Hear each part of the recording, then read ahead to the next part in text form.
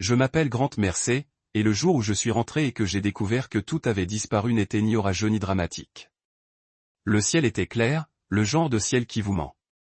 La porte d'entrée s'ouvrit en grinçant avec le même soupir las, mais cette fois, aucun bruit ne suivit, pas de petits pas, pas de télévision basse, pas de fredonnement d'Alana en triant le linge, juste le silence. Et quand je suis entré, mon pied a rencontré l'écho d'une maison vide. Pas de canapé, pas de table, pas de chaussures près de la porte, rien. Je suis resté là, clignant des yeux comme si j'étais entré au mauvais endroit. Mais l'éraflure sur le chambranle de la porte, là où Riley l'avait griffé avec son scooter rose, m'a dit que j'étais toujours chez moi.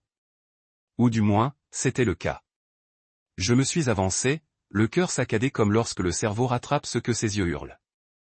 Les lumières de la cuisine étaient éteintes, le réfrigérateur ronronnait, défiant le vide soudain. Puis j'ai vu sur la table qu'il n'était plus là. Juste posé sur le parquet nu, là où se trouvait la table. Un simple morceau de papier plié. Trop net, trop calme. Je me suis penché et l'ai ramassé avec des doigts qui ne me semblaient pas les miens. Je l'ai déplié. Tu comprendras. C'était tout. Pas de signature, pas d'explication, pas d'adieu, juste 5 mots. Comme un coup de poing dans la gorge, je me suis affalé au sol, car il n'y avait nulle part où aller. Le parquet froid pressait mes paumes tandis que je me préparais. Comme si la terre s'arrêterait de tourner si je parvenais à m'ancrer suffisamment fort. 13 ans. 13 ans avec une femme que j'avais rencontrée à la fac, avec qui j'avais construit une maison, élevé 2 filles, et elle avait disparu avec un mot. Pas une dispute, pas un avertissement, juste disparu. J'ai murmuré leur nom à voix haute comme s'ils m'entendraient. Riley. June. Rien que le silence en retour. Riley, mon adolescente à l'esprit vif et au cœur tendre qui dessinait des dragons dans les marges de ses devoirs de maths. June, ma petite fée folle qui m'avait dit un jour qu'elle voulait m'épouser parce que je faisais les meilleures crêpes du monde. Elles étaient parties et le silence s'installait. Mon cerveau faisait ce qu'il faisait toujours quand quelque chose de traumatisant arrivait. Il énumérait les faits. Il essayait de m'ancrer dans les chiffres, l'histoire et des dates comme ça aiderait. 13 ans de mariage. Riley avait 12 ans. June avait 7 ans. Je venais de perdre mon emploi il y a une semaine. Le jargon de l'entreprise, c'est qu'on ne sait plus ce qu'on veut dire. J'avais pris le coup, j'avais dit à Alana que je trouverais une solution. Elle hocha la tête. Distante. Elle disait qu'elle comprenait. J'aurais dû me douter que quelque chose allait arriver. J'aurais dû le voir, mais je ne l'ai pas vu. J'ai appelé son téléphone directement sur sa messagerie. J'ai réessayé. Encore. Finalement, j'ai laissé un message. Alana, s'il te plaît. Où sont les filles? Elles vont bien? Ma voix s'est brisée à mi-voix. J'ai failli ne pas le reconnaître. S'il te plaît, appelle-moi. S'il te plaît. J'ai essayé le numéro de Riley. Déconnecté, j'étais assise sur le sol nu de la cuisine, fixant le mot comme s'il allait changer si je le regardais assez longtemps. Mes mains tremblaient. Je ne sais pas combien de temps je suis resté là, assez longtemps pour que la lumière passe à travers les stores. C'était surréaliste. On voit des scènes comme ça dans les films. Un type rentre à la maison, tout a disparu. Lancement de la musique triste et du montage du deuil. Mais ce n'était pas un film. Il n'y avait pas de musique de fond. Juste le bourdonnement du réfrigérateur et le poids grandissant dans ma poitrine. Finalement, je me suis forcé à bouger. J'ai parcouru les pièces juste pour confirmer que le cauchemar était réel. Pas de vêtements, pas de brosse à dents. Les chambres des filles étaient dévastées. Même les œuvres d'art que j'avais encadrées, les dessins de Riley à la maternelle, la petite carte de Saint-Valentin en forme de cœur de travers de June, tout avait disparu. J'ai ouvert un tiroir de la chambre, espérant, priant pour quelque chose, n'importe quoi. Il n'y avait qu'une seule chaussette. La mienne. C'était tout. Dans le placard, mes costumes avaient disparu. Même mes chaussures de randonnée. La seule chose qu'elle m'a laissée, c'était une pantoufle usée avec un trou au bout. Comme si elle voulait me rappeler à quel point j'étais déjà épuisé. Je ne savais pas si elle voulait que ça pique. En tout cas, ça piquait. J'ai ouvert le frigo. Une bouteille de ketchup à moitié vide et une bière solitaire. J'ai débouché la bière et me suis rassis par terre. Je ne suis pas fier de ce moment, mais le chagrin a le don de vous rabaisser. J'ai pris une gorgée, je l'ai laissé me brûler la gorge. Je me suis remémoré la semaine dernière. Les soirs où elle s'est couchée tôt. Sa façon de sursauter quand j'ai essayé de la serrer dans mes bras. Ses regards silencieux. J'ai cru que c'était du stress. Je pensais que c'était juste une phase. Je n'aurais jamais cru qu'elle préparait une évasion. Mon téléphone a vibré. Je l'ai cherché à la hâte. L'espoir flambait comme une allumette dans une tempête, mais ce n'était qu'une notification bancaire. Retrait. 2000 $. Mes économies. Ouverture du compte. Elle a tout pris. Et comme ça, l'allumette s'est éteinte. Je n'ai pas dormi cette nuit-là. Je ne me suis même pas allongé. Je me suis assis par terre, dos contre le mur, les genoux relevés, le regard perdu dans le noir comme si j'y trouvais une raison.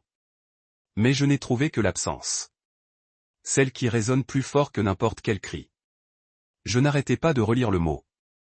Tu trouveras. Comme si c'était une énigme, comme si être abandonné était une sorte de test que j'avais toujours raté. Peut-être pensait-elle me motiver. Peut-être s'en fichait-elle, tout simplement. Le lendemain matin, je me trouvais au milieu de ma propre maison. Non, plus ma maison, juste une coquille vide, et j'ai réalisé que je n'avais personne à appeler. Mes parents étaient partis. Mon frère était dans un autre état. J'avais passé des années à construire une vie. Et maintenant, cette vie avait disparu. Mais j'étais toujours là, seul, furieux, dévasté, toujours là. Et même si je ne savais pas encore comment, j'ai décidé de trouver une solution. Mais pas pour elle, ni pour Riley, ni pour June, ni pour moi. Le fond du gouffre est une expression qu'on utilise à tort et à travers, comme si c'était la fin d'une histoire. Comme si, une fois qu'on l'avait touché, on rebondissait. Mais j'ai vite découvert que le fond du gouffre, c'est un sous-sol, et en dessous, un vide sanitaire. Et en dessous, un trou dont on ignorait l'existence jusqu'à ce qu'on s'y retrouve, face contre terre, à essayer de respirer à travers la poussière, les dettes et la honte. Je n'ai même pas eu une journée entière pour pleurer. La maison vide que la réalité m'a rattrapé.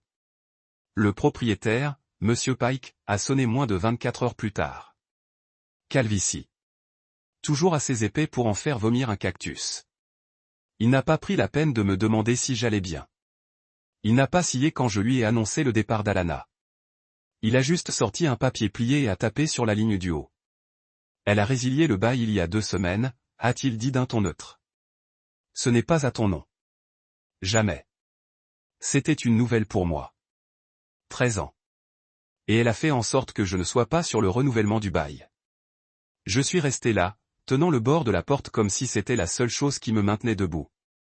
Mais j'habite ici, ai-je dit doucement. Il a soupiré comme si c'était un inconvénient personnel. Tu as 3 jours pour partir. C'est moi qui suis généreuse. 3 jours? Pas de boulot, pas de famille, pas de maison. J'ai emballé le peu que j'avais. 2 valises, ma boîte à outils, le vieux sac de l'armée qui contenait mes vêtements usés et un nécessaire de rasage. Le reste avait disparu. Je n'avais même pas d'oreiller. J'ai appelé quelques amis. Les premiers ont semblé surpris. Les autres n'ont pas répondu. Certains ont dit qu'ils reviendraient. La plupart n'ont pas répondu. On en apprend beaucoup sur les gens quand la vie ne leur convient plus. Pendant un temps, j'ai dormi chez un type que je connaissais du travail, Gary.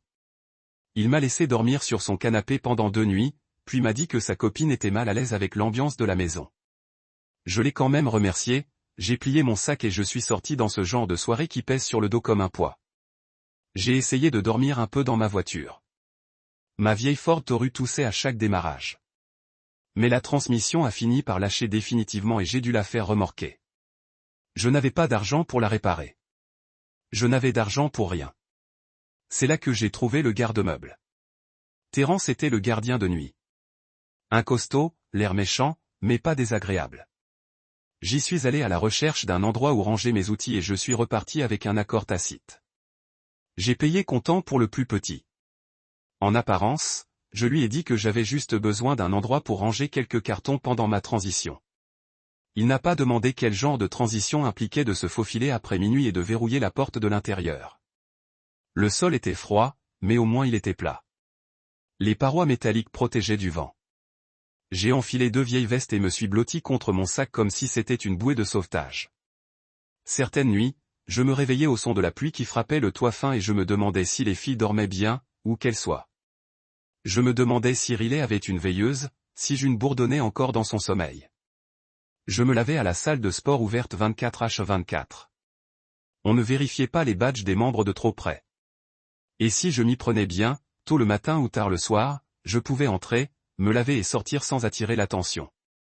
Je me frottais rapidement, me séchais avec un t-shirt et transportais du shampoing dans un vieux pot de beurre de cacahuète. Ce n'était pas de la dignité, mais c'était de l'hygiène. Une nourriture qui se faisait créative. Les haricots en conserve sont devenus un aliment de base. Parfois, j'achetais du pain de mie et du beurre de cacahuète, en les rationnant comme de l'or. Une fois par semaine, avec un peu de chance, je chipais un hot dog ou un wrap tout près dans le frigo des soldes du supermarché. Une récompense pour ne pas avoir abandonné. Je marchais partout, réparais des choses pour les gens en échange de pourboire. Quelqu'un avait besoin de réparer un évier qui fuyait, j'étais là avec mes outils. Une tondeuse à gazon ne démarrait pas, je la démontais, la nettoyais et la remettais en état. Parfois, on me donnait 20 $. Parfois, juste un merci et un soda frais. J'acceptais les deux. J'ai postulé à des emplois, des postes de maintenance, de conciergerie, n'importe quoi. Mais personne ne mordait. Surtout quand on a une adresse comme une boîte postale et qu'on a l'air d'avoir dormi dans ses chaussures. Les refus s'accumulaient comme des feuilles mouillées. J'en gardais un carnet plein, comme une preuve que j'essayais encore. Un soir, je suis rentré tard au bureau et j'ai trouvé Terence assis devant son bureau avec une fourchette en plastique dans un récipient en polystyrène. Il n'a rien dit au début, il m'a juste proposé un morceau de ses macaronis. J'ai décliné. Il a hoché la tête. « Vous êtes vétérinaire ?» Il a demandé. J'ai hoché la tête. 6 ans. Il n'a pas donné suite. Il a juste mâché sa nourriture et m'a dit, « Vous pouvez laisser la lumière allumée dans votre bureau si vous la baissez. Il fait froid là-dedans. » Après ça, il a commencé à laisser des petits objets devant ma porte. Une couverture, une lampe de poche. Une fois, une tasse de nouilles instantanées avec une fourchette plantée dans le couvercle. Il n'en parlait jamais, n'appelait jamais ça de la charité, et je ne lui ai jamais rien demandé. C'est comme ça que les hommes comme nous fonctionnent. L'aide arrive sans prévenir. Et les remerciements n'ont pas besoin de mots. J'ai vécu comme ça plus longtemps que je ne veux l'admettre. Les mois se confondent. Je compte le temps en fonction du nombre de jours écoulés depuis la dernière fois où j'avais entendu le rire d'un enfant. Depuis que j'avais vu un lever de soleil ailleurs que sur un parking fissuré. J'aurais dû craquer, honnêtement. Mais une petite part de moi, têtue, refusait d'abandonner.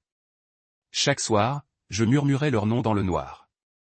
Riley, June, et je promettais qu'un jour je les reverrais, que je serais quelqu'un dont elles pourraient être fières. Il y avait des jours où je détestais Alana. Des jours où je me détestais encore plus. Mais je n'arrêtais pas. Je ne pouvais pas, parce que si j'arrêtais, alors elle gagnerait. Alors son foutu mot serait juste. Et je n'allais pas laisser ça arriver.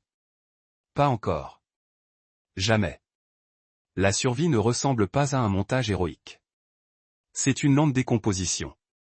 Comme la rouille qui s'insinue sous la peau quand chaque jour est un nouveau pari sur la question de savoir si votre fierté vous coûtera un repas. Je ne voulais pas de pitié. Je ne voulais pas d'aumône. Je voulais juste une chance. Une fissure dans le béton où je pourrais foncer et commencer à grimper. Cette fissure se présentait sous la forme d'un tuyau cassé et d'une femme aux yeux fatigués. Je traînais de nouveau près du restaurant de la bretelle de sortie. Non pas parce que j'avais de l'argent, mais parce que j'avais découvert que l'odeur de graisse chaude pouvait tromper mon cerveau en me faisant croire que j'avais déjà mangé. L'endroit s'appelait Rides Junction Café. Un petit bâtiment trapu aux moulures rouges délavées et une enseigne géante au néon qui clignotait toutes les 3 secondes. J'y étais allé plusieurs fois, espérant que quelqu'un laisserait tomber un demi-sandwich ou laisserait une portion de frites intacte. Ce jour-là, pourtant, j'ai remarqué une flaque d'eau près de la porte de derrière. Beaucoup de choses, pas du genre qu'on ignore. J'ai hésité, puis j'ai frappé. Une femme a entr'ouverte la porte. Elle devait avoir la cinquantaine, le rouge à lèvres taché par une longue journée de travail, une fleur sur son tablier et un air renfrogné à couper le verre. « C'est vous le plombier que je n'ai pas appelé » aboya-t-elle. Non, madame, dis-je. Mais ce tuyau va éclater si vous ne le réparez pas. Je sais comment. Je faisais de l'entretien. Elle plissa les yeux. Vous êtes sans abri? J'aurais pu mentir, mais j'étais trop fatigué. Oui. Elle cligna des yeux, puis désigna le tuyau d'un signe de tête. Si vous inondez ma salle de préparation, je vous noie dedans. Réparez-la. Et puis peut-être que je vous nourrirai. Je me suis mise au travail. Ça m'a pris 30 minutes, une clé à molette empruntée et un chewing-gum pour colmater la fuite. J'aurais fait pire avec moi. Quand j'ai eu fini, je me suis essuyé les mains sur mon jean et j'ai reculé. Rita m'a observé tout le temps comme un faucon en tablier. Puis elle m'a montré l'intérieur. Assieds-toi. Je l'ai fait. Elle m'a apporté une assiette, des œufs, du pain grillé et quelque chose qui ressemblait à du bacon. J'ai mangé comme si c'était mon dernier repas. Elle m'a regardé, les bras croisés, puis a finalement demandé, « Tu voles ?» Pas de drogue, pas d'enfants, 2 filles parties avec leur mère. Elle a hoché la tête comme si ça me donnait du sens. Puis elle a dit, « Tu veux un travail ?» J'ai levé les yeux, stupéfait. Je n'ai ni carte d'identité ni CV, ai-je dit, un travail, pas une carrière. Nettoie le sol. Débouche mon évier. Sors les poubelles. Tu es bon. Je te paie en liquide. Si tu fais une bêtise, tu t'en vas. Et c'était fini. Le lendemain, j'étais de retour avec mon sac en bandoulière et mes bottes bien lacées.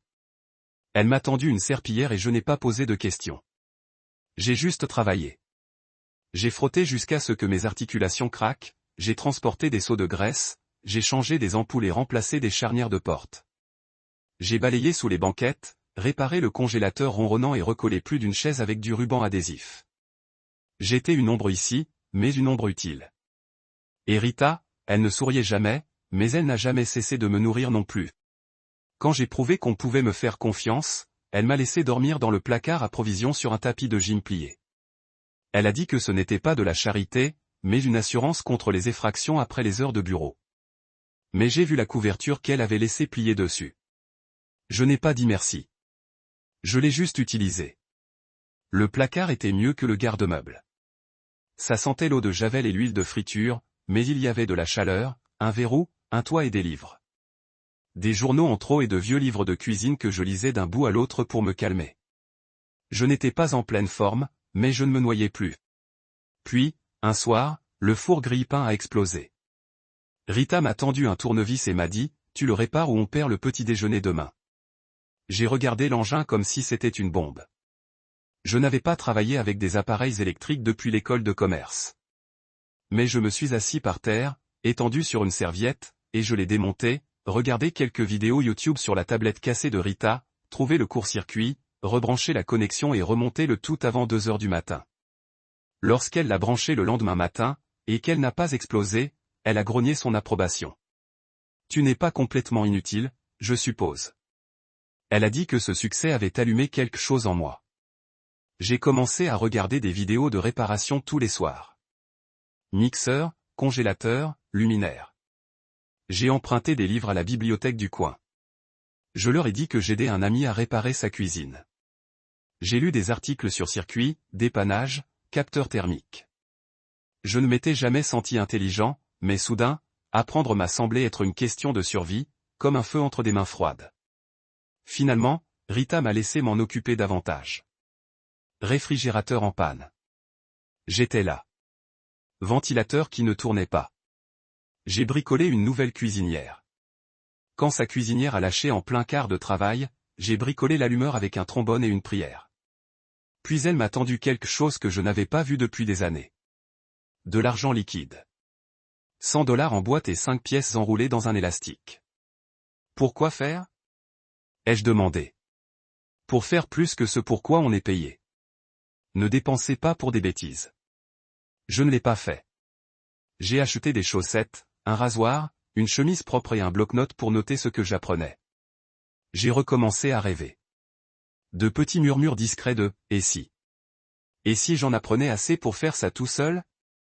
Et si je pouvais construire quelque chose à partir de ce bazar ? Le codage est venu plus tard. Un soir, alors que les tuyaux étaient silencieux et que le seau à serpillière était enfin propre, je me suis assis dans un coin avec j'ai utilisé la tablette de Rita et suis tombé sur une vidéo sur les thermostats intelligents. Une vidéo en a entraîné une autre. J'ai appris comment les systèmes de chauffage, de ventilation et de climatisation pouvaient être contrôlés à distance, comment les capteurs pouvaient réduire le gaspillage, comment l'automatisation permettait aux entreprises d'économiser des milliers de dollars. J'ai été captivé. Chaque seconde libre que j'avais, j'étudiais. Je griffonnais des schémas dans mon carnet. Je suis retourné à la bibliothèque et j'ai appris les bases de la programmation. Python, JavaScript, des scripts simples pour exécuter des simulations. C'était lent, solitaire, épuisant, mais cela permettait de passer des nuits pleines de sens. Personne ne s'en est aperçu. Ni Rita, ni les serveurs, juste moi et le silence qui construisait quelque chose d'invisible. Un soir, alors que je rentrais de la bibliothèque sous la pluie, une voiture m'a éclaboussé les jambes. Je n'ai même pas bronché. J'étais trempé, mais j'étais vivant. J'avais la connaissance en tête, des callosités aux mains, et l'espoir étrange et douloureux que peut-être, juste peut-être, c'était l'ascension, la vraie, parce que je ne me contentais plus de survivre. Je devenais quelqu'un. Et je n'avais pas besoin de permission. Pendant des années, après. Recroquevillé sur un tapis de gymnastique dans un placard, je me tenais dans un bureau vitré qui surplombait le cœur du centre-ville de Saint-Louis. Mon nom était gravé sur la porte des Polians. Lettre bleue marine. Grant Mercer, fondateur et PDG de NextFix Systems. La plupart du temps, cela me semblait encore irréel. J'étais passé des haricots en conserve et des mixeurs cassés aux contrats gouvernementaux pluriannuels et aux réunions trimestrielles du conseil d'administration. Mais ce matin-là, debout à la fenêtre d'angle, un café à la main et ma veste de travail sur mesure drapée sur l'épaule, je me suis enfin accordé un moment de calme. J'avais gagné mon premier million, pas une métaphore, pas une projection, un vrai bilan avec 6 zéros derrière un chiffre dont je n'aurais jamais imaginé qu'il m'appartiendrait. Je n'ai pas acheté de montre de luxe ni de nouvelles voitures. Je n'ai pas débouché de champagne. Au lieu de cela, j'ai imprimé le relevé, je l'ai plié soigneusement et je l'ai glissé dans le même bloc-notes que j'utilisais au café de Rita. Celui où je notais chaque étape de réparation d'appareil, chaque extrait de code, chaque idée d'entreprise. Ce carnet, taché et usé, c'était mon trophée. Ça a commencé modestement, comme la plupart des choses tenaces. J'ai utilisé le restaurant comme base pendant près d'1 an. Puis j'ai commencé à réparer des choses pour les commerces voisins, puis leurs amis. La nouvelle s'est répandue. Je facturais moins cher que les grandes chaînes de réparation, mais je ne faisais jamais de compromis. J'étais ponctuel. Je fournissais des devis honnêtes. J'ai appris à facturer correctement. Et lorsqu'une salle de sport franchisée m'a embauché pour installer un nouveau système de ventilation automatisé, j'ai compris que je n'étais pas obligé de passer mon temps à ramper entre les canards. Je pouvais évoluer. NextFix Systems est né par nécessité et a tenu bon grâce à la détermination. J'ai embauché 2 gars rencontrés au centre communautaire. Tous 2 vétérans comme moi, tous 2 en manque de renouveau. Puis j'ai embauché Lise, une mère célibataire au regard perçant qui gérait les plannings comme un général en salle de crise. Notre croissance a été plus rapide que prévu. Dès la 3e année, nous avions 2 camions, des bureaux et des contrats avec la moitié des centres commerciaux dans un rayon de 20 mètres. Je n'ai pas accepté de salaire dès le départ. Année. J'ai tout réinvesti. Lise a eu une augmentation avant moi. Mon équipe a bénéficié d'avantages sociaux avant que je m'achète une nouvelle paire de bottes. Et d'une manière ou d'une autre, cette philosophie a bâti quelque chose de solide. Les clients nous ont fait confiance. Mon équipe est restée fidèle. Nous ne faisions pas que réparer les choses. Nous prévenions les pannes avant qu'elles ne surviennent. Capteurs intelligents, maintenance prédictive, automatisation qui réduisait les heures d'inspection manuelle. J'ai construit des outils. J'ai écrit du code. Je suis resté éveillé jusqu'à 3 heures du matin à concevoir des prototypes dans mon laboratoire de transformation au sous-sol. Je n'ai pas beaucoup dormi, mais j'étais enfin en vie. Et puis est arrivé l'email. C'était un mardi matin calme. Le bureau bourdonnait d'activité. Lise était au téléphone en train de discuter des prix avec un fournisseur et j'étais en train d'examiner une proposition d'appel d'offres municipal sur mon ordinateur portable. C'est là que je l'ai vu. Objet, il est peut-être temps qu'on se parle. Scindé Alana Mercer. J'ai fixé l'écran. Ma main s'est figée à mi-chemin entre la tasse et mes lèvres. L'espace d'un instant, tout le bruit de la pièce s'est évaporé. Les néons, les sonneries de téléphone, le bruit des chaises de bureau. Tout cela s'estompait sous le battement de mon propre pouls. Je n'avais pas eu de ces nouvelles depuis 4 ans. Pas un mot. Pas même quand les papiers du divorce ont été déposés par contumace. Pas quand je lui ai envoyé 2 courriels. Un pour les déclarations d'impôts, un pour les adresses de réexpédition. Les 2 sont restés sans réponse. Et voilà que, soudain, elle avait envie de parler. Mon estomac s'est noué. J'ai ouvert le courriel. Il n'était pas long, juste 4 lignes. Grant, j'espère que tu vas bien. J'ai repensé au passé, aux filles. Il est peut-être temps qu'on se revoie. Pas d'attente, juste une conversation. Alana, pas une seule fois, pas une seule fois, pas une seule fois, pas une seule fois, juste une conversation décontractée, comme si elle m'avait croisé au supermarché et avait décidé qu'on allait prendre un café comme de vieux amis. J'ai fermé l'onglet sans répondre et me suis adossé à ma chaise, les yeux rivés au plafond, me demandant pourquoi un message d'un fantôme pouvait faire l'effet d'une boule de démolition. Je n'ai rien dit à personne. Pas Lise. Pas l'équipe, ni même le docteur CR, cependant. Je lui ai tapé un message 3 fois avant de le supprimer à chaque fois.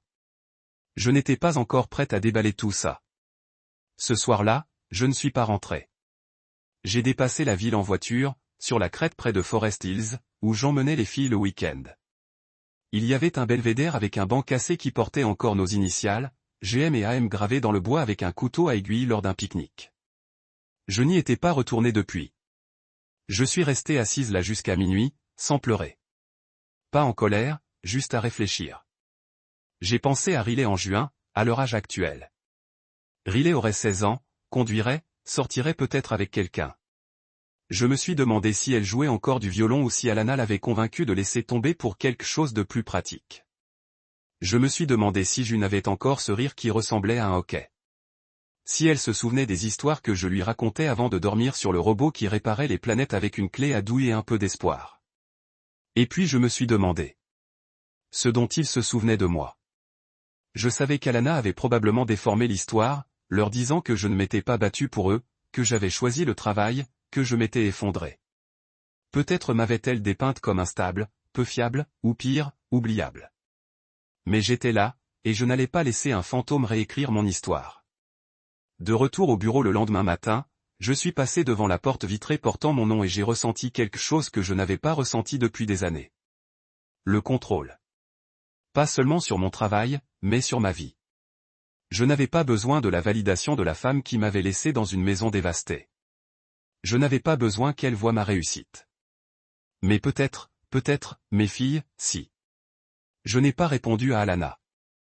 Pas encore.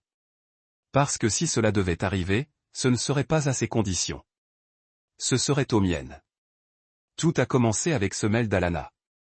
Et pendant un moment, j'ai essayé de l'ignorer, de le refouler dans le gouffre numérique des messages non lus, en me disant que je n'avais pas besoin d'ouvrir de vieilles portes. Mais les fantômes n'attendent pas là.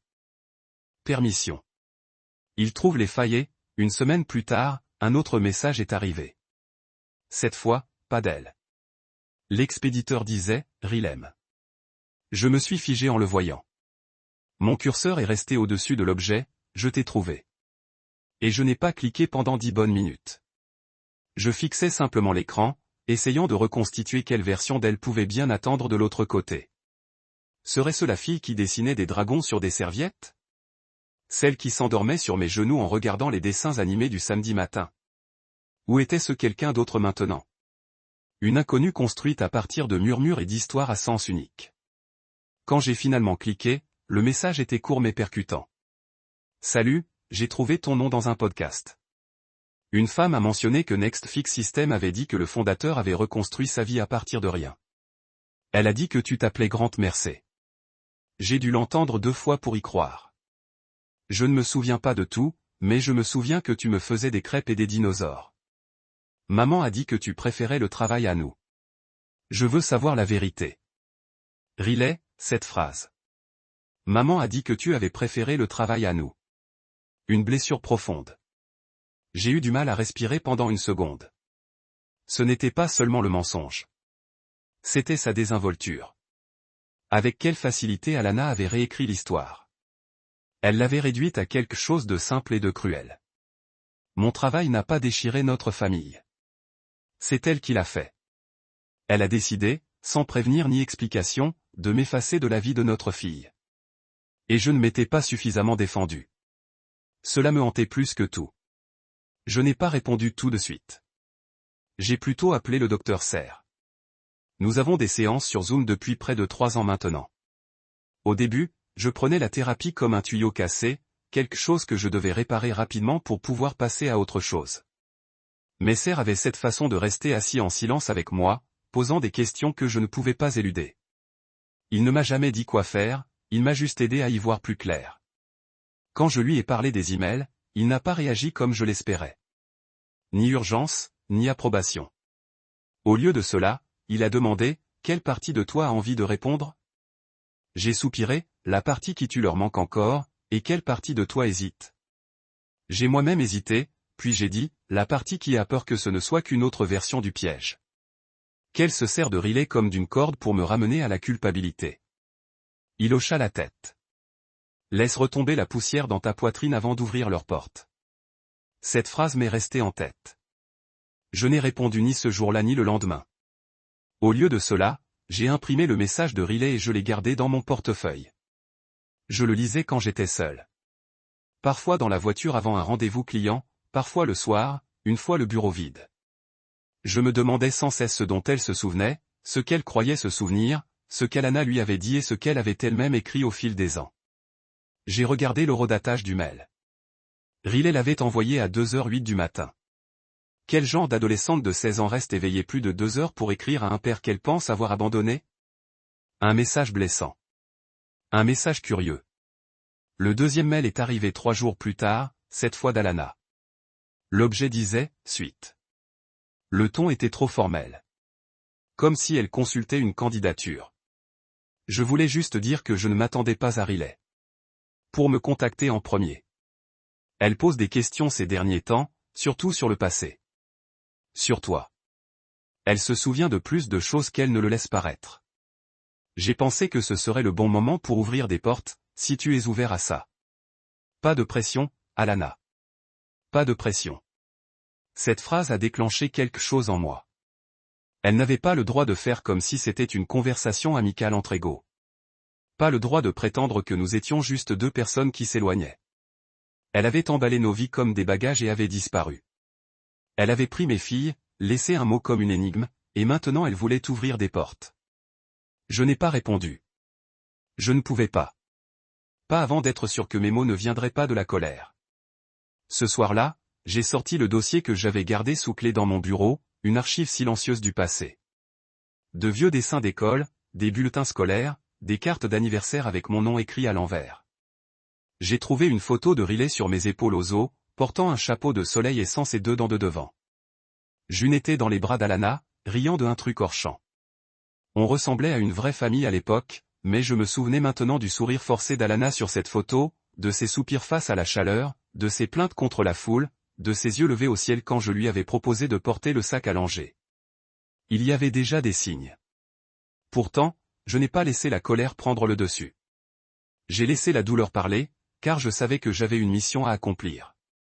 Ni punir, ni riposter, mais me protéger et protéger ce qui restait entre mes filles et moi. J'ai envoyé un message, un seul, au docteur Serre. Si j'ouvre la porte, c'est moi qui dois avoir la clé. Sa réponse est arrivée dans l'heure. Alors, tiens-la à 2 mains, Grant, et ne laisse personne d'autre tourner la serrure à ta place. J'ai scruté ce message un long moment. Puis j'ai glissé l'email de Riley dans mon portefeuille, juste derrière la photo d'elle et June que je gardais dans mon casier à la salle de sport. Elle me tendait la main, mais cette fois, ce n'était pas moi qui suppliais par terre. Être vu. Cette fois, les fantômes voulaient entrer, et je n'étais pas encore sûr d'ouvrir la porte.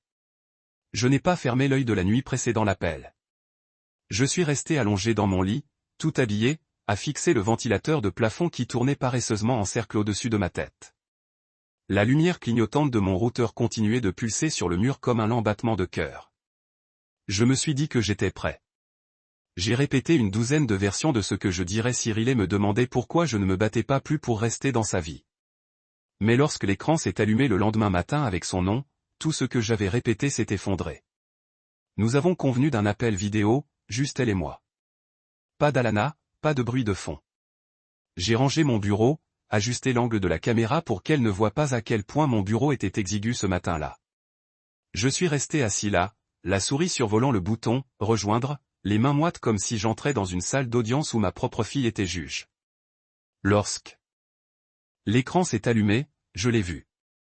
Riley, 16 ans maintenant, plus âgée qu'elle avait tout à fait le droit de l'être. Son visage avait changé, plus fin et plus vif, mais ses yeux étaient toujours grands ouverts et prudents, comme lorsqu'elle jetait un coup d'œil par la porte de sa chambre, une excuse pour aller se coucher à la main. Ses cheveux étaient plus foncés, tirés en arrière en un chignon bas. Quelques mèches tombaient sur son front. Elle avait l'air fatiguée. Pas le genre de fatigue qu'on ressent après avoir veillé tard pour étudier. Le genre qui s'installe profondément quand la confiance s'effrite trop tôt. « Salut », dit-elle d'une voix hésitante. J'ai dégluti. « Salut, Riley. » Un silence s'est installé entre nous, mais pas ce silence gênant. Ce silence qui survient lorsque deux personnes s'accrochent au même fil par des extrémités opposées, ne sachant pas comment le tirer sans le casser. « Tu as l'air », dit-elle en clignant des yeux, avec un léger sourire. Plus âgé. J'ai ri, le souffle coupé. Tu avais l'air plus grande. Cela m'a valu un vrai sourire. Petit, mais sincère. Nous sommes restés assises dans ce silence quelques secondes de plus. Je ne voulais pas la brusquer. Je ne voulais pas que cela ressemble à un interrogatoire ou à des retrouvailles. Orchestré par quelqu'un d'autre. Je voulais que ce soit le sien. Elle baissa les yeux, tripota quelque chose hors champ, puis finit par demander, « Puis-je te demander quelque chose ?» N'importe quoi, dis-je. Que s'est-il passé? J'acquiesçai. C'était la question qui allait toujours se poser. Il le fallait. J'inspirais. Il y a des années, j'ai commencé. J'ai perdu mon travail. On était déjà en difficulté, ta mère et moi. On se disputait en silence. Le genre de dispute qu'on n'entend pas à voix haute. Je pensais qu'on essayait d'arranger les choses.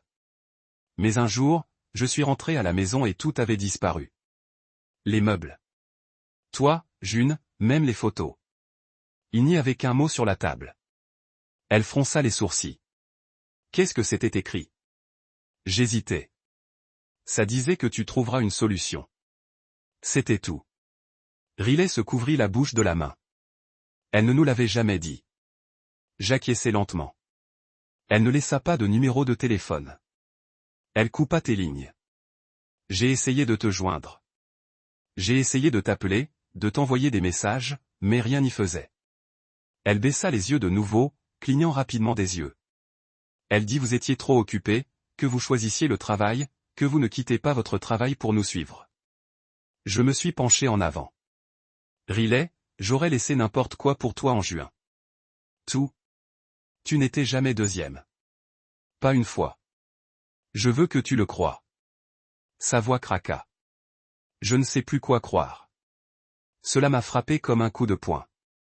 Non pas parce que je l'ai blâmé, mais parce que je me souvenais de ce sentiment. Être un enfant, regarder les adultes plier la vérité jusqu'à ce qu'ils se brisaient. On s'attend alors à ce qu'ils transportent les pièces comme elles avaient du sens. Elle leva les yeux. Ses yeux étaient humides maintenant, mais elle ne les a pas essuyés. J'avais l'habitude de penser à toi la nuit. Je me demandais si tu me détestais. Cela a brisé quelque chose en moi. Te déteste? J'ai chuchoté, Riley, tu m'as manqué tous les jours. J'ai pleuré dans une unité de stockage où je vivais parce que je ne savais pas si vous étiez en sécurité. J'ai gardé vos photos d'école dans mon portefeuille jusqu'à ce qu'ils disparaissent. Je passerai devant les pères au parc et je ressentais cette douleur parce que je ne pouvais pas entendre ta voix. Je n'ai jamais cessé de t'aimer, pas même une seconde. Elle pressa sa manche vers son visage. Je pensais peut-être que tu venais de passer comme elle l'a fait. J'ai secoué la tête, stable mais féroce. J'ai reconstruit ma vie, oui, mais je ne suis jamais parti de toi ni de Juin. Je devais continuer parce que si je ne le faisais pas, je ne serais pas là. Je voulais être quelqu'un que vous pourriez trouver si jamais vous regardiez. Et vous l'avez fait. Riley essuya son visage et fit un rire en larmes. Dieu, c'est un gâchis. Ouais, dis-je doucement. Mais parfois désordonnée et honnête, elle hocha la tête. J'ai tendu la main parce que je n'ai vu que tu ne suis pas mort sans nous. Vous avez construit quelque chose. Tu n'es pas brisé comme si elle le faisait sonner. Il y avait un silence alors plein de choses que nous avons tous deux compris sans avoir besoin de les dire. Elle avait été nourrie d'une version de moi qui était pratique pour la survie de quelqu'un d'autre. Mais elle avait fait la chose la plus courageuse que l'on puisse faire. Remettre en question l'histoire. On m'a dit qu'elle avait dit la voix petite que peut-être que vous ne voudriez même pas que nous reveniez. J'ai senti ma poitrine se resserrer. Je ne savais pas si j'aurais jamais la chance de vouloir que vous reveniez. Mais maintenant que je le fais, oui, bien sûr, je veux que tu reviennes. Mais je ne veux rien forcer. Vous pouvez donner le rythme. Elle hocha la tête, essuyant une autre larme. Je veux essayer. Je ne sais pas encore comment, mais je veux. C'est suffisant, dis-je. C'est plus que suffisant. Nous nous sommes assis là encore 10 minutes à parler de petites choses, de son école, de ses cours préférés, de la façon dont elle avait commencé à journaliser parce qu'elle ne faisait pas confiance aux gens autour d'elle pour tenir ses pensées. Elle m'a dit que je n'allais bien, mais calme. Ne comprenait toujours pas vraiment ce qui s'est passé. Je lui ai dit que je voulais la voir un jour aussi, mais seulement si et quand elle était prête. À la fin de l'appel, je me suis assis là à regarder l'écran vide, le nom de Riley toujours frais dans le coin. Ma main tremblait en atteignant mon téléphone, pour ne pas appeler Alana, pas pour envoyer un message au docteur Serre, juste pour le tenir, pour sentir le poids de quelque chose recommencer. Je ne savais pas ce qui allait aller ensuite, mais je le savais. La petite fille qui m'a demandé une fois de faire des crêpes en forme de dinosaure était toujours là quelque part. Et peut-être, juste peut-être, elle était prête à retrouver son chemin. Le prochain email est survenu 3 jours après mon appel avec Riley. Je ne m'y attendais pas. Pas si tôt. Pas après cette fragile pas en avant avec ma fille. C'était d'Alana cette fois, et je le savais au moment où son nom est apparu dans ma boîte de réception. Pas de ligne d'objet, juste son nom, comme un coup doux à la porte que vous vous avez juré fermer. Je l'ai regardé pendant 1 heure avant l'ouverture. Quand je l'ai finalement fait, le corps du message n'était pas froid ou coupé comme avant. Ce sont de longs paragraphes, des phrases qui ont été randonnées, des lignes qui ont trop essayé de ne pas avoir sonné. Et sous tout, je pouvais sentir le désespoir. Elle a commencé avec des plaisanteries. Essayant de me désarmer avec le familier. J'espère que votre entreprise se passe bien. Et j'ai entendu à travers Riley, tu fais des choses incroyables. Mais je n'étais pas là pour la flatterie. J'ai gardé lire, scanner pour le moment où elle s'arrêterait et finalement y arriver. Elle m'a dit que les choses avaient été difficiles. Ce que Russell, l'homme pour lequel elle m'a quitté, n'était plus sur la photo, qu'il avait déménagé il y a 1 an, que l'argent avait séché plus vite que prévu. Elle a utilisé le mot trahi lorsqu'il décrit comment il est parti. J'ai presque ri. Trahison ? Je pensais maintenant qu'elle voulait parler de trahison. Alana a écrit que Riley avait demandé de plus en plus sur moi ces derniers temps, qu'elle était devenue curieuse, voire insistante. Elle l'a dit avec une sorte de distance, comme le désir de Riley l'avait surpris. Je pense qu'elle s'attendait à trouver des ruines, a-t-elle écrit. Mais au lieu de cela, elle a trouvé un homme qui avait construit quelque chose de H. Cette partie s'est tordue dans mon intestin parce que ce n'était pas des éloges, il était positionné. Elle jetait les bases de son entrée dans ma vie. La nuance n'était pas des excuses, c'était le droit. Elle regardait ma vie depuis la touche. Et maintenant que j'avais quelque chose qui valait la peine à côté, elle montait à nouveau vers la porte. Elle a poursuivi en juin. Elle a 11 ans maintenant, a-t-elle écrit comme si j'avais besoin du rappel. Elle ne se souvient pas beaucoup de toi, Grant. Parfois, elle dit qu'elle rêve d'un homme aux mains chaudes et à une voix profonde. Et je me demande si c'est toujours vous persistant dans ses os. Elle demande pourquoi vous ne êtes jamais venu nous trouver. Que suis-je censé dire? Dites la vérité. Je voulais écrire. Dites que vous avez emballé leurs vêtements et que vous avez laissé aucune adresse de transfert. Dites que vous avez signé le bail seul afin que je n'aurai pas de position légale pour rester. Dites que vous avez bloqué chaque numéro, chaque avenue, et que vous leur avez nourri une demi-vie cousue de mensonges et de silence. Mais au lieu de répondre, j'ai continué à lire et ensuite je les ai vus. Pièces jointes, photos numérisées, anciennes, certaines que je n'avais pas vues depuis des années. Moi et les filles de la plage, brûlées par le soleil et souriant. Riley recouverte de gâteaux d'anniversaire. Juin dans un tutu, mille pains, des bras larges comme si elle essayait de voler. Il y avait même un de nous tous les quatre dans le arrière-cour. Riley sur mes épaules. June sur les genoux d'Alana. Nous avions l'air parfait. Nous ne l'étions pas. Mais ces moments avaient été réels. Même si tout ce qui les entoure s'effondrait, la dernière ligne de l'email était ce qui m'a arrêté froid. Nous avons fait des erreurs. Nous voulons faire amende honorable. Nous, le galon de ce mot. Nous, comme si je participais à la gomme, comme si nous avions un faux pas ensemble. Il n'y avait pas de nous quand elle est sortie avec ses filles. Non, nous quand elle a vidé le compte. Sachez que nous quand je dormais sur du béton pendant qu'elle recommençait avec un homme qu'elle affirmait était plus stable. J'ai regardé l'écran pendant longtemps. J'avais l'impression d'être de retour dans cette maison vide en regardant la note de la table en entendant le silence écho à travers les murs. Vous le découvrirez. C'était le même ton, un haussement d'épaule déguisé en compassion. J'ai imprimé l'email et je l'ai glissé dans un dossier, le même où j'ai gardé tous les anciens dessins et documents judiciaires. Ensuite, je l'ai transmis au docteur CR. Pas de message, juste l'email. 5 minutes plus tard, mon téléphone a bourdonné. Le docteur CR ressemble plus à une portée d'un radeau de vie qu'à une réconciliation. Cette ligne a frappé fort. Non pas parce que je ne le soupçonnais pas déjà, mais parce qu'il l'a dit clairement sans cérémonie. Alana ne voulait plus de famille.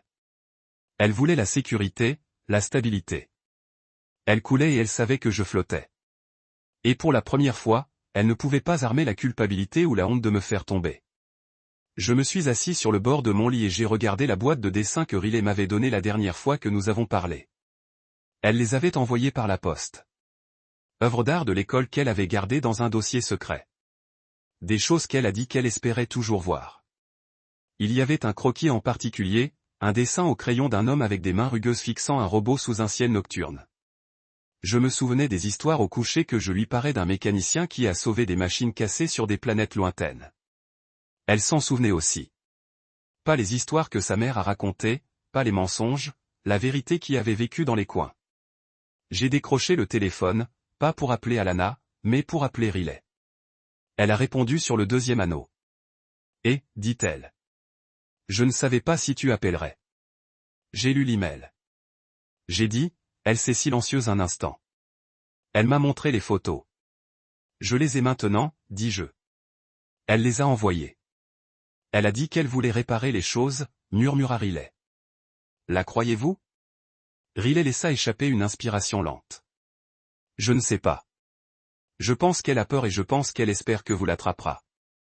J'ai hoché la tête même si elle ne pouvait pas me voir. Ce n'est plus mon travail.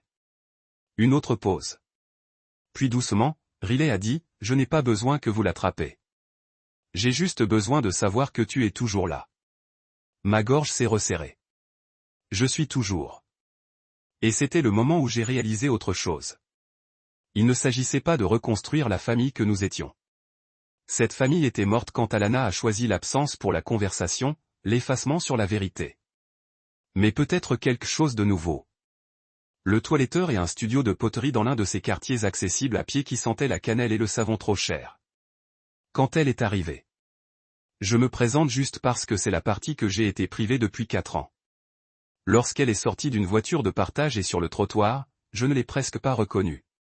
Non pas parce qu'elle avait l'air différente, même si elle l'a fait, plus grande et plus composée, mais parce que les années avaient laissé un film sur ma mémoire, un flou où son image vivait dans une couleur croustillante et vibrante. Mais elle était là, sweat à capuche jaune, jean, un sac à dos en cuir avec une fermeture éclair et raflée. Elle se mordait les ongles, comme toujours. Je suis sorti lentement du camion. Ses yeux ont rencontré les miens. Elle ne souriait pas au début, regarda juste si je vérifie si j'étais réel. Si c'était une astuce de son esprit ou un piège par quelqu'un d'autre. Puis, après un battement, elle m'a donné un petit signe de tête presque imperceptible. Nous sommes entrés. Ensemble. Le café était chaleureux et silencieux. Les étagères bordaient les murs et le jazz doux on jouait en arrière-plan. Un barista derrière le comptoir nous a donné un coup d'œil désintéressé. Nous n'avons rien commandé. Nous venons de trouver un coin tableau près de la fenêtre et s'asseyaient les uns par rapport aux autres. De près, je pouvais voir la façon dont sa bouche se contracta quand elle était nerveuse. La faible ligne sur son type d'où elle avait l'habitude de presser son front contre la fenêtre de la voiture en tant qu'enfant. Je pouvais me voir en elle maintenant sous la forme de ses sourcils. La façon dont elle retenait son souffle avant de parler. Je pensais que vous pourriez annuler, dit-elle enfin. Je l'ai presque fait, j'ai admis. Non pas parce que je ne voulais pas vous voir, parce que j'avais peur que vous puissiez changer d'avis. Elle baissa les yeux sur ses mains, tournant son téléphone encore et encore comme une pièce. Je l'ai presque fait aussi. Nous nous sommes assis en silence un instant. Je pouvais entendre le sifflement du paquebot de lait derrière le comptoir. Cela m'a rappelé les matins que j'avais utilisés pour la faire de la farine d'avoine et la couper des bananes en visage souriant juste pour la faire manger. Tu as l'air bien, dit-elle doucement. Mieux que ce à quoi je m'attendais. Cela m'a fait rire, bien qu'il soit sorti en hors-séaro. J'ai eu l'entraînement à me remettre ensemble. Ses yeux se sont enfuités aux miens. Vous avez vraiment vécu dans une unité de stockage, custody. That's stung more than I expected. I clenched my jaw and took a deep breath before responding. I never wanted to take you away from her, he said carefully. I just wanted to know you were safe, that you hadn't forgotten me. She nodded slowly. I didn't. Not really. I just buried it. Every time he asked about you, she said you didn't care, that you were gone and it was better that way. I let that sit. I could feel the whole Angers trying se réveiller en moi, essayant de se tenir debout, rythme et cri, mais je l'ai gardé sur la chaise avec moi. Je ne pouvais pas me permettre de l'effrayer avec rage, même si c'était justifié. Elle a dit que Russell était plus stable. Riley a ajouté après un battement. J'ai regardé par la fenêtre. Il était un remplacement. Pas très bon, murmura-t-elle. Il a beaucoup crié. Fait pleurer maman. Je me sentais parfois saoulé. Il est parti maintenant. Je l'ai regardé. Je suis désolé que vous ayez dû passer par ça. Elle haussa les épaules, mais ce n'était pas décontracté. C'était un geste protecteur, comme si elle savait toujours s'il était sûr de ressentir ce qu'elle ressentait. Je voulais tendre la main avant, a-t-elle déclaré. Mais je ne savais pas si tu le voulais. Ma voix prise dans ma gorge. Riley, il n'y avait pas un jour où je ne pensais pas à toi. J'ai construit toute cette vie au cas où vous seriez jamais en train de chercher. Elle renifla et cligna des yeux rapidement. Ça craint vouloir croire quelqu'un et en avoir peur en même temps. J'ai hoché la tête. C'est le cas. Mais vous êtes ici et je suis ici et cela compte plus que ce qui a été dit à l'époque. Nous nous sommes assis à nouveau en silence, mais cette fois, j'avais l'impression de construire quelque chose entre nous. Pas seulement traverser le gouffre, construire le pont ensemble. Parlez-vous à maman? Elle a demandé. Pas à moins que je ne le fasse, ai-je dit. Elle m'a envoyé de vieilles photos. Dit qu'elle voulait faire amende honorable, mais cela ne se sentait pas réel. C'était comme si elle avait besoin de quelque chose, et je ne suis pas là pour ça. Elle se pencha en arrière sur sa chaise et m'a étudié un instant. Alors, pourquoi êtes-vous ici? J'y ai pensé une seconde, puis je l'ai regardé droit dans les yeux. Je suis là pour toi. Pas le passé, pas la vengeance, pour ne rien prouver, juste vous si vous voulez moi. Elle essuya sur son visage et m'a fait un sourire tordu. Je pense que oui. J'ai expiré pour ce qui ressemblait à la première fois en heure. Elle a sorti son téléphone et l'a retourné pour me montrer une photo de juin. Mon cœur s'est saisi. Elle était plus grande maintenant, plus âgée, mais ses yeux étaient toujours ronds et sauvages avec énergie. Elle ne se souvient pas beaucoup de toi, a déclaré Riley. Mais je pense qu'elle aimerait. Voudrait-elle parler? Je pense que oui. Peut-être. Je ne sais pas. Je peux demander. Seulement si elle le veut, ai-je dit. Aucune pression. Pas de culpabilité. Riley hocha la tête. Puis tendit la main dans son sac à dos et sortit un morceau de papier plié. J'ai fait ça pour toi il y a longtemps. Je l'ai gardé caché. C'était un dessin. Un robot avec de longs bras fixant un satellite fissuré. Dans le coin se trouvait une petite seau de seau avec de grands yeux en signe de la planète voisine. Je me suis souvenu des histoires, a-t-elle dit. Même quand je me suis dit que non. Je ne pouvais pas parler. J'ai juste hoché la tête et j'ai pris le dessin avec les deux mains comme si c'était du verre. Elle baissa les yeux sur ses genoux, puis recula. Pouvons-nous réessayer? Pas comme avant.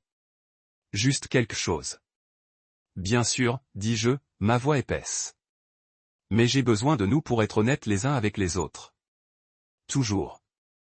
Même quand c'est difficile. Même quand je suis en colère contre toi. Surtout alors, elle sourit. Bien, parce que je vais probablement être fou parfois. C'est bon, dis-je. Je peux le prendre. Je suis ton père. J'ai une armure maintenant. Nous avons ri. Et pour la première fois depuis longtemps, le poids dans ma poitrine ne ressemblait pas à un fardeau. C'était comme quelque chose que je pouvais porter avec elle. Nous nous sommes assis là pour une autre heure pour parler de petites choses, de musique, d'école, des livres qu'elle aimait. Elle m'a dit qu'elle voulait étudier l'architecture. A dit qu'elle aimait l'idée de concevoir quelque chose qui durerait plus longtemps que la mémoire. Je lui ai dit que je voudrais voir un de ces bâtiments un jour. Elle a souri et a dit que je pourrais peut-être l'aider à le câbler pour les systèmes intelligents. Avant de partir, nous nous tenions maladroitement au bord du trottoir. Le partage de balade s'est arrêté. Elle s'est tournée vers moi et a demandé, « Puis-je vous embrasser ?» Je n'ai pas répondu. Je viens d'ouvrir mes bras et elle est intervenue. Ses bras s'enroulèrent autour de mon milieu comme s'ils ne sont jamais partis. J'ai fermé les yeux et j'ai maintenu. Pas au passé, pas à la douleur, à elle. Le coup est venu juste après 19 heures. Un jeudi. Je me souviens parce que je viens de poser mon téléphone après avoir envoyé un texto à Riley au sujet du disque de jazz que j'avais trouvé dans un magasin du centre-ville, le même artiste dans lequel elle danse quand elle avait 6 ans. La maison était silencieuse, faiblement éclairée, avec le bourdonnement doux du lave-vaisselle en arrière-plan et un ragoût de poulet qui mijote sur le poêle. J'étais pieds nus, portant un vieux t-shirt universitaire et un pantalon de survêtement. En paix, puis le coup. Ferme, rythmique, trop familier. Mon corps a tinté comme il le fait lorsque vous ne savez pas, mais sachez qui est de l'autre côté de la porte avant de regarder à travers le trou de pivot. J'ai bougé lentement, stable. Non pas parce que j'avais peur, mais parce que j'ai construit quelque chose de stable ici, et je n'allais pas laisser un fantôme le faire exploser avec 3 jointures et un sourire. J'ai ouvert la porte.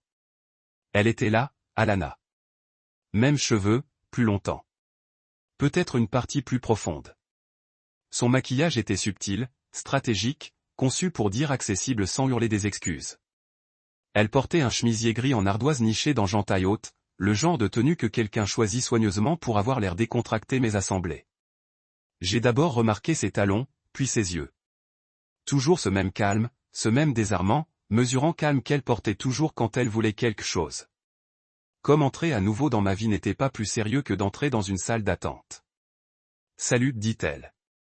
Je n'ai pas bougé. Je ne l'ai pas invitée. Salut, répondis-je à plat. Elle jeta un coup d'œil devant moi dans le couloir. Bel endroit. June est-il d'accord? Les mots sont sortis comme une commande. Je ne voulais pas avoir l'air dur, mais la dernière fois que j'avais vu le visage d'Alana, elle disparaissait sur le siège avant d'un camion en mouvement avec mes 2 filles à l'arrière. J'avais gagné le droit de sauter de petites discussions. Elle va bien, a déclaré Alana. Elle a de nouveau posé des questions sur vous. Riley lui a dit des choses. La vérité, j'ai corrigé. Riley lui a dit la vérité. Un scintillement de quelque chose s'est déplacé derrière ses yeux. La culpabilité, peut-être, ou tout simplement une irritation que j'avais pris le contrôle du récit. Je pensais que nous pouvions parler, a-t-elle dit. Nous parlons, dis-je. Elle a déplacé son poids à l'intérieur. Non, elle cligna des yeux. Une seule fois, et j'ai vu les muscles autour de sa bouche se resserrer très légèrement. Je ne suis pas venu ici pour me battre, a-t-elle dit. Alors pourquoi es-tu ici? Elle expira lentement, comme s'il se préparait pour un monologue. Russell est parti, a-t-elle dit. Il y a plus d'1 an, l'entreprise a échoué. L'argent a séché plus vite que ce à quoi je m'attendais. J'ai beaucoup jonglé. J'ai dû faire des choix difficiles. J'ai plié mes bras. Vous m'avez laissé une note et vous avez pris mes enfants. C'était aussi un choix difficile. Sa mâchoire se serra. Et pour la première fois, elle a laissé tomber l'acte agréable juste assez pour parler clairement. Je ne vous ai pas dit que je partais, a-t-elle dit, parce que je savais que vous mendiez. Et j'étais fatigué d'être le méchant. Cela m'a arrêté. Je laisse le silence s'étendre entre nous, lourd et plein de souvenirs qui ne correspondaient pas. Alors, au lieu de cela, dis-je, la voix stable, vous avez fait de moi le méchant, a dit à Riley que j'avais choisi le travail. Laissais-je grandir en pensant que j'étais une ombre instable dans le rétroviseur. Tu m'as fait disparaître. Vous n'étiez jamais là. Elle a cassé le ton net maintenant. Toujours réparer quelque chose. Toujours au restaurant. Toujours dans un sous-sol en essayant de recabler votre vie. J'ai plissé les yeux. Je survivais à nous tous. Tu ne m'as pas parlé. Elle siffla la voix basse mais furieuse. Vous n'avez même pas vu jusqu'où nous étions. J'avais besoin de quelqu'un présent. Russell. Russell était un pansement. J'ai coupé et quand il a arraché, vous avez réalisé que vous saignez toujours. Cela l'a frappé. Je l'ai vu, mais je ne me sentais pas triomphe. Je me sentais fatigué. Elle détourna les yeux, les mains serrées à ses côtés. Je pensais que je faisais ce qui était le mieux. Non, dis-je. Vous pensiez que vous faisiez ce qui était le plus facile. Son visage se tordit un instant, mais elle le couvrait rapidement. Toujours composée, gérant toujours la perception. Elle veut te voir, dit Alana après un battement. Juin. Elle demande plus depuis que Riley est revenu de cette librairie. Ma poitrine s'est resserrée. J'ai avalé dur. Elle ne se souvient pas de moi. Elle se souvient de pièces. Alana a dit, elle a dit qu'elle voulait savoir qui est vraiment son père. Ce mot papa a craqué quelque chose en moi. La dernière fois que Juin l'avait dit, elle montait sur mes genoux avec une poignée de céréales. J'étais son endroit sûr, son encre la plus chaude. Je ne veux pas qu'elle soit entrée dans ce gâchis, dis-je. Les yeux d'Alana s'accumulèrent. Ce gâchis est également à vous. Non, dis-je froidement.